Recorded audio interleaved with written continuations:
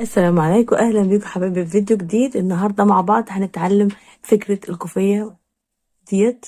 زي ما انتم شايفين اهي، شوف جمال الغرزة، وسهلة جدا وبسيطة وبالخطوات هنعملها مع بعض. يلا بينا مع بعض نتعلم فكرة النهاردة. ممكن كمان تستخدميها كبطانية او في البلوزات، مفيش مشكلة خالص، كلها مناسبة. المشروع هايل جدا وغرزته حلوة قوي، فمناسبة لكل مشاريع بتعمليها: جاكيت، كوفية، بطانية، بلوزة، هتبقى مناسبة جدا زي ما انت عايزة. نتابع مع بعض فيديو النهاردة، ويلا بينا نبدأ فيديو النهاردة. هنبدأ الفيديو النهاردة بإبرة رقم 4 اهي، والخيط النهاردة مناسب للإبرة.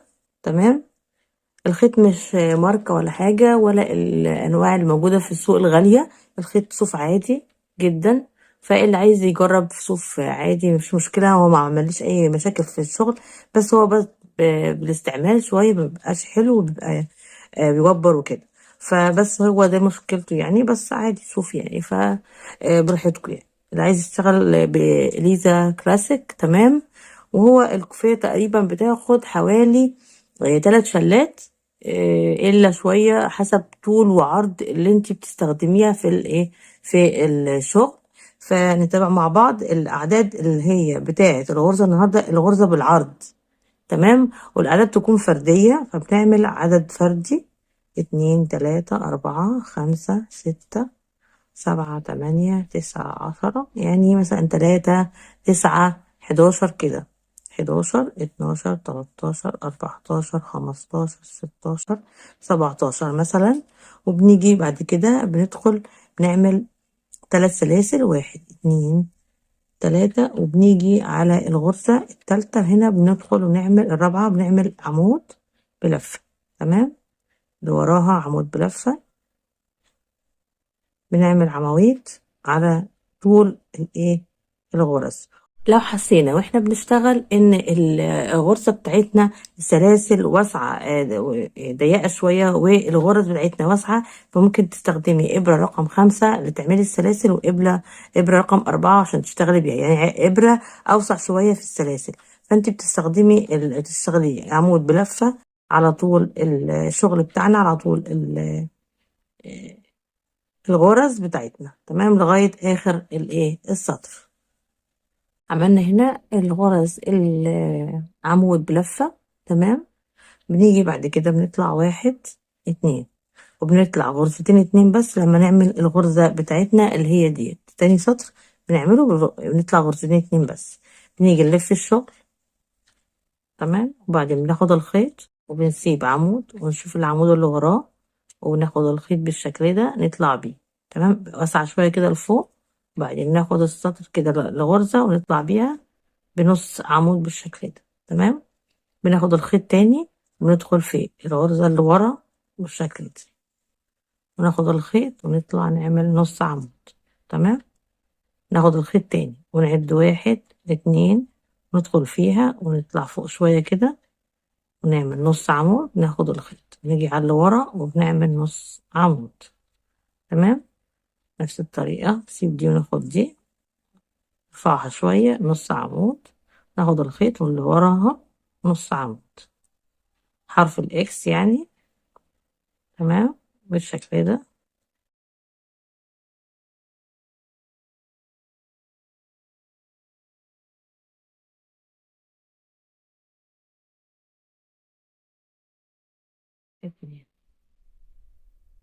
كده. واللي قبليها بندخل فيها بالشكل ده. التانية ندخل بالشكل ده، نوسع الخيط وندخل بالشكل ده، نعمل الغرزة التانية. نيجي هنا اهي، نوسعها شوية، ونيجي الناحية التانية نطلع بالشكل ده. تمام. ناخد الخيط ونيجي على آخر غرزة هنا وبنشتغل نص عمود. تمام. نقفل ونطلع 2 3، وبنلف الخيط. تمام. وبنيجي نسيب ديت وبنعمل في ديت غرزة ايه، عمود بلفة. التانية عمود بلفة، نطلع عواميد. تمام. بالشكل ده. عمويد بلفة، عمود بلفة،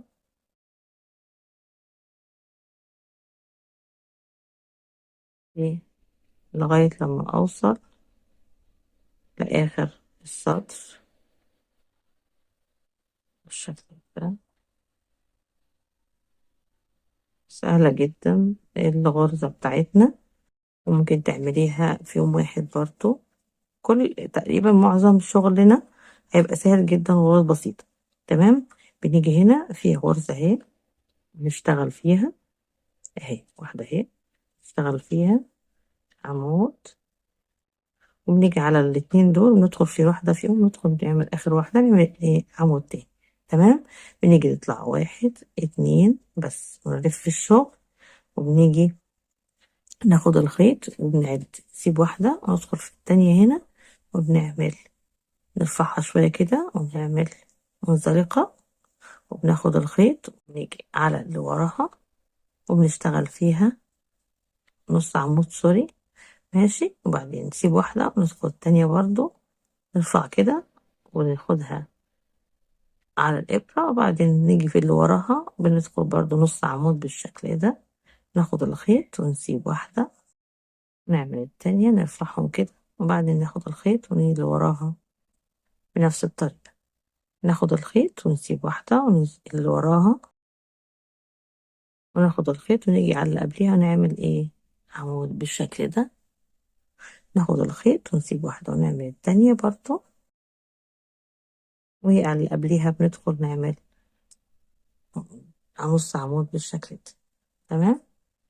اهي واحد اتنين، ونرفع الخيط شوية عشان ميبقاش ضيق، وبعدين ندخل في اللي قبليها ونرفع برضو شوية صغيرين كده. تمام. عشان ممكن تضيق منك الغرزة وتبوظ لو انتي عملتيها على الضيق. تمام. يعني ممكن تعمليها ايدك تعملها بالشكل ده مثلا. تمام كده. شايفين؟ لا مبقاش كده، بقى على واسع.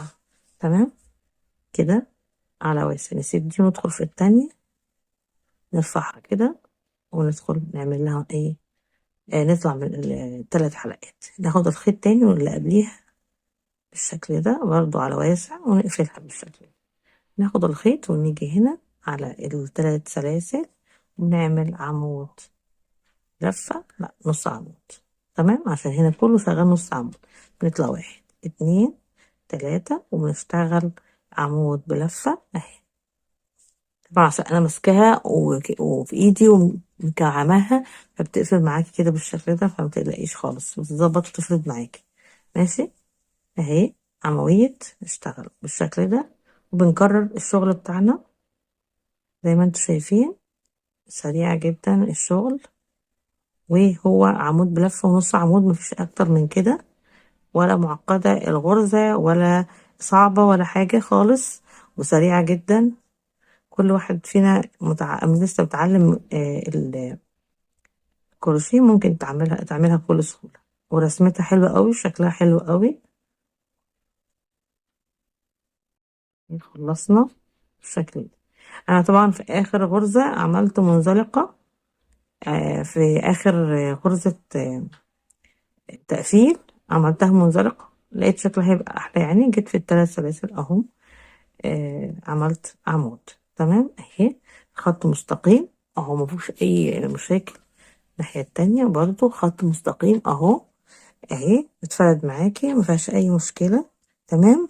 الغرزة في الاخر انا عملت هنا منزلقة، شايفين هنا اهي اخر حاجة عملت العواميد، زي ما بدأت العواميد هنا اهي، بدأتها بعواميد والسلاسل نهيتها عواميد وعملت ايه السلاسل برضو. تمام. انا عملتها الغرزة تمشي بالعرض، يعني انت ماشية بيها كده بالعرض مش بالطول. تمام. اللي طبعا عايز يعملها بالطول براحته. وادي شكل الغرزة بتاعتنا وشكل الكوفية بتاعتنا. ان شاء الله يكون الفيديو عجبكم. شايفين جمال الغرزة اهي واضحة جميلة. ان شاء الله يكون فيديو النهاردة عجبكم، وسعيدة جدا بكل اللي بيتفرج عليا لغاية دلوقتي. شكرا جدا ليكم، وبإذن الله نقابلكم في فيديوهات تانية، ومع السلامة، ومع تحيات جيهان الأنصاري. والى اللقاء.